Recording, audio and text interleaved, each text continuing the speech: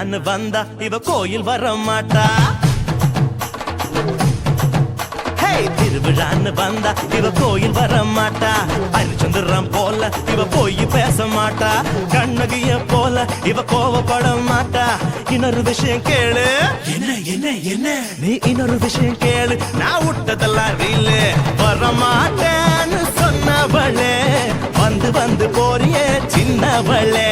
வர மாட்டேன்னு சொன்னவளே வந்து வந்து போறியே சின்ன